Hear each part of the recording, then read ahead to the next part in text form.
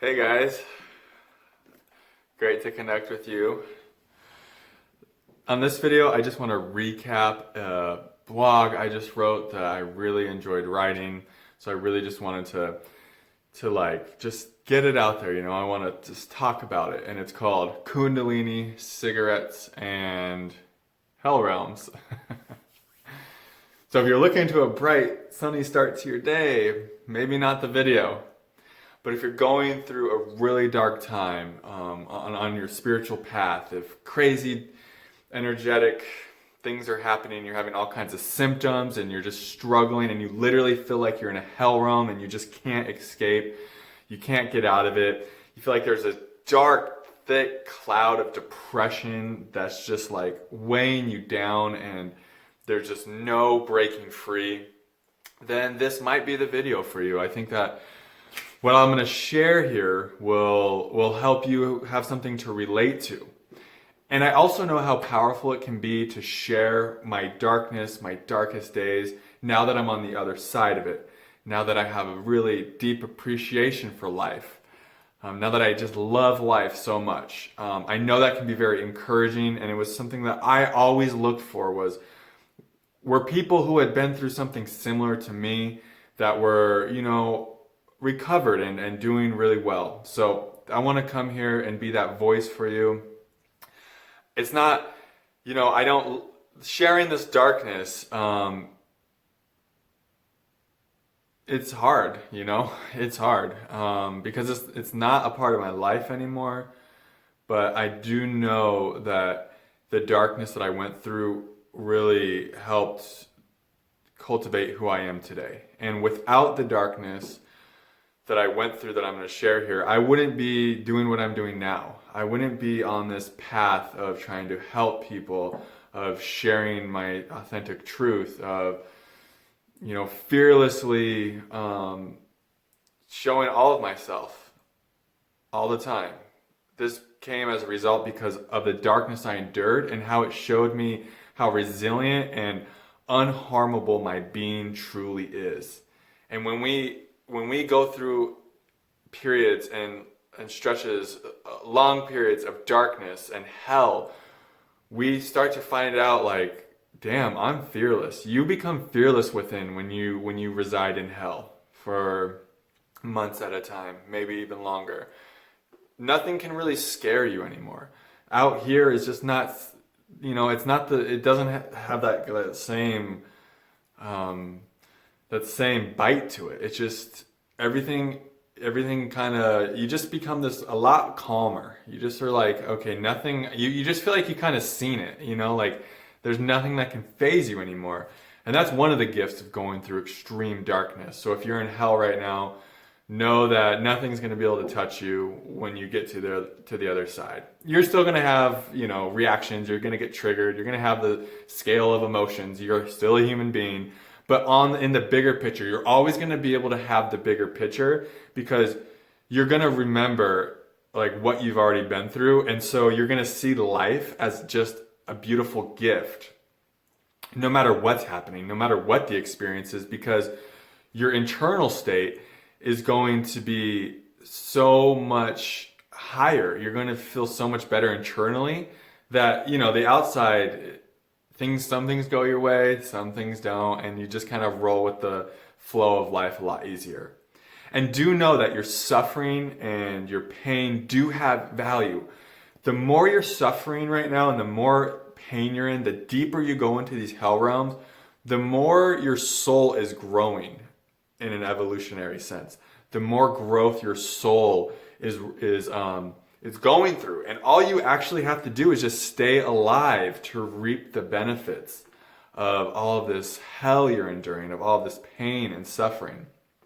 This pain and this darkness, what it's doing, it's lightening your being. It's literally changing like your DNA. It's like changing your cellular structure. You're letting go of so much heaviness, darkness, trauma, just density. You're becoming lighter. So when we're in hell, what's happening is all of your density, all of your from lifetimes is just coming up to be dealt with and healed and released. And if we have the tools to know to just allow it to come up, to allow ourselves to feel it fully without believing the thoughts that are coming up, because the flavor of the thoughts coming up is always going to be matching the energy. So if you're having extreme terror and darkness coming up to be felt, you're going to have extremely terrifying and dark thoughts. So the key is to just allow the energy to come up, and don't contract on the thoughts, don't believe the thoughts, but also don't resist or suppress them. Just allow them to be there. So that's the movement, that's the tool I'm talking about when we're in hell, to just surrender into the darkness, to relax your awareness, to allow it to be, to know that you were there, you were here before the suffering and the darkness, and you're going to be here after. And that the darkness that you're going through right now, this hell realm that you're in, is just, it's not you, and it's passing. And that it may seem permanent. I know it felt permanent for me for so long, but it's not permanent. And I had lost faith in the phrase, "this too shall pass." And I was like, why the fuck isn't this passing? What have I done to deserve this? What kind of luck do I have? What kind of bad karma, whatever. I felt like a victim for a long time. And that's a state of mind, that's a perspective we need to let go of on this path if we are to allow ourselves to heal. So that's what's coming up, is just lifetimes of density and trauma to be dealt with and healed. So if you have the tools, we can work through this, and it's not going to feel as overwhelming as if you don't have the tools, much like the state that I was in for many months. And I actually want to read a passage from my blog to you guys so that it gives you an idea of where I was and what kind of psychological state I was in. I was burning away in the upheaval process. An upheaval process only to leave me stranded and submerged in hell. A hell I didn't know how to navigate. I didn't believe in heaven and hell before the Kundalini awakened in my being. Heaven and hell were just concepts to me. Suddenly, I was literally in hell. I was scared, confused, and broken. Every torturous moment felt like a lifetime in and of itself. I was convinced that my recovery was hopeless.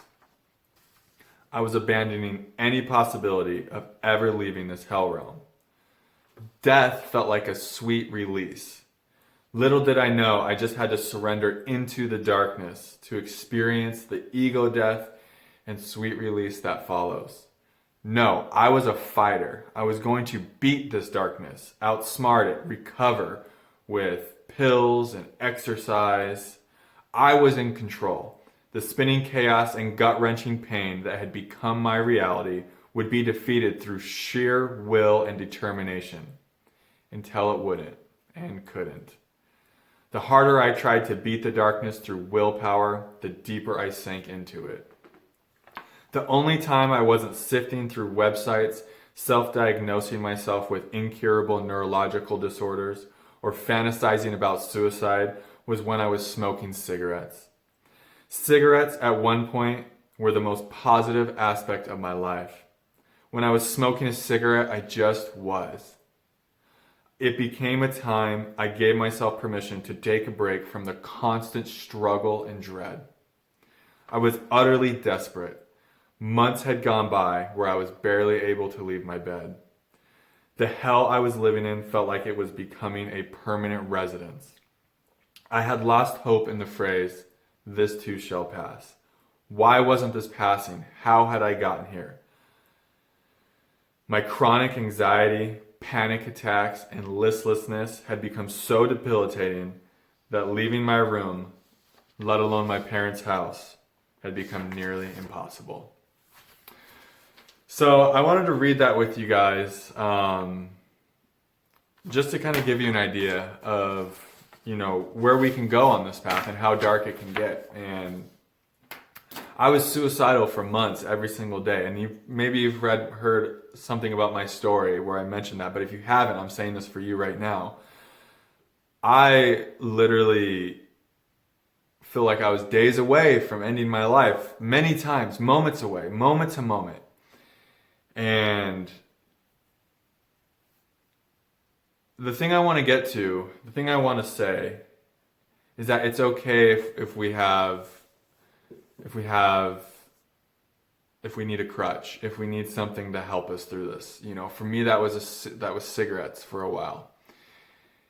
And as I read, they were helpful in that they gave me something to do for 5 minutes at a time, other than contemplate my awful existence, right? So it's okay if you have something that you're hanging on to as a crutch. The only thing I regret is that I smoked cigarettes with so much guilt.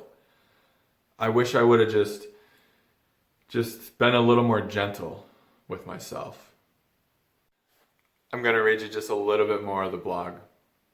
As fiercely as the Kundalini guides us to purity in all ways, she seems to make an exception here and there early in our awakenings. My exception was cigarettes. They gave me a reason to go outside and ponder. My only brief respites from complete and utter suffering were the temporary distraction of a cigarette.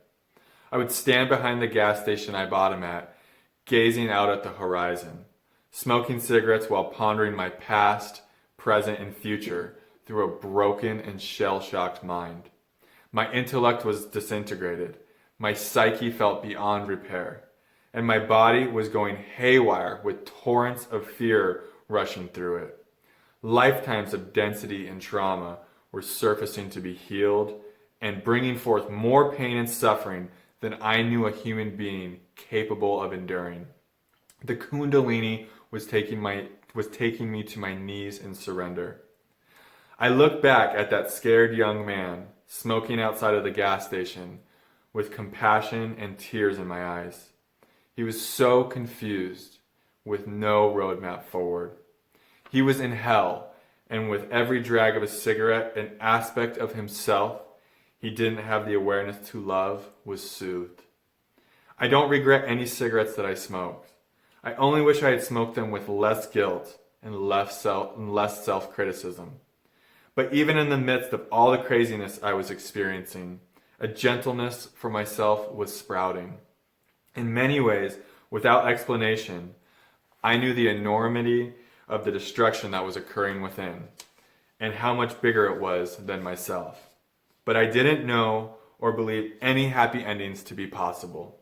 That I'd be sitting here building a blog, a YouTube channel, and a coaching business just over 2 years later, impossible. That joy and love would spontaneously arise in my being, often for no reason at all. I would have said, no way. My time in hell was lightening the space within me, bringing everything I was carrying from the lower realms to the surface to be dealt with and healed. Except I didn't have the tools to undergo the healing process. I had cigarettes. I take you into my psychology during my most difficult times in my life, not to scare you, but to show you that yes, we can get from where I was, completely lost in the darkness, to here, feeling happier, clearer, and more appreciative and in love with life than ever before. I want to show that this is the ultimate course and the ultimate work of the Kundalini. This is intended to provide hope and a guide map to those of you going through hell.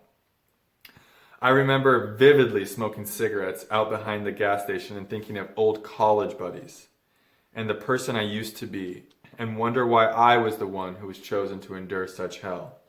I'd been so normal, I thought. How was it that I had such awful luck to find myself in this living hell? I would ponder how my old friends' lives were unfolding. I would intuit that they were married, raising families, and growing their careers. I would feel sharp pangs of sadness and regret, because I was sure that those things had been taken from me for good. Initially, the Kundalini is neurological destruction. I was literally making peace with death. I was making my peace with the fact that I may never be put back together again. As hopeless and dark as this sounds, it relieved a lot of the pressure of needing things to be different than they were. I accepted the horrifying darkness and suffering of my existence. As I was smoking cigarettes, I would tell myself, 2 years. I can at least go through this hell for 2 more years before I take my life. I can do that for my family, for my mom. I was hopeful that in 2 years I'd be semi-functional. And 2 years later, here I am, I'm feeling better spiritually, mentally, physically, and emotionally than I ever have. It feels like my life is a miracle considering where I was. I never imagined that 2 years later I would be enjoying the simplicity and awe-inspiring mystery of life with childlike enthusiasm. I'm doing things today that my older self never could have dreamed of doing.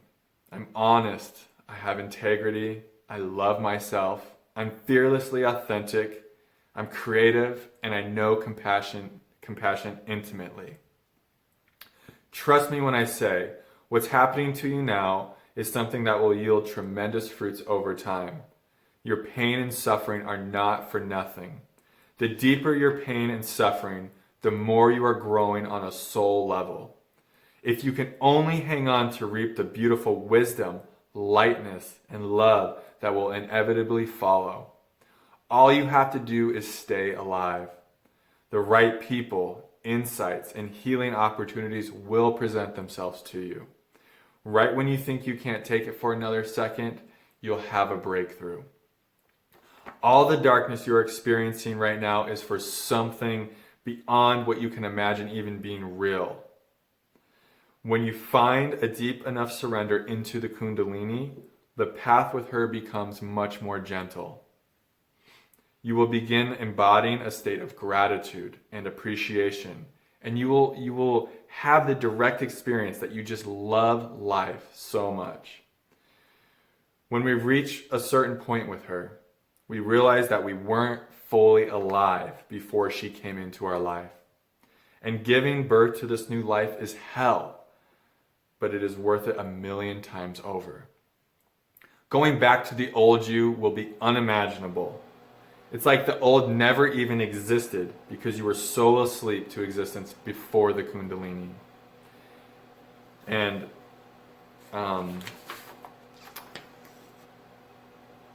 to end this, the amount of cigarettes I was smoking coincided with the level of hell I was experiencing. As I surrendered to the energy, as I surrendered to the Kundalini, I simultaneously surrendered my need for cigarettes. I had my last cigarette about 1.5 years ago. The only time I even think of them again is when I feel a tremendous amount of egoic pressure and pain in my being. For a second, I think a cigarette would help me to escape this. And it would. But I don't want to escape anything anymore. I feel safe enough to feel it all now. And I want to help you find that same safety that is always within you. So, if you made it this far, namaste. Thank you for watching. Was not planning on reading that whole thing to you guys, but it's just kind of how this video flowed. If you're in this place, I hope that this reading has given you something to relate to and some hope and some encouragement on the path.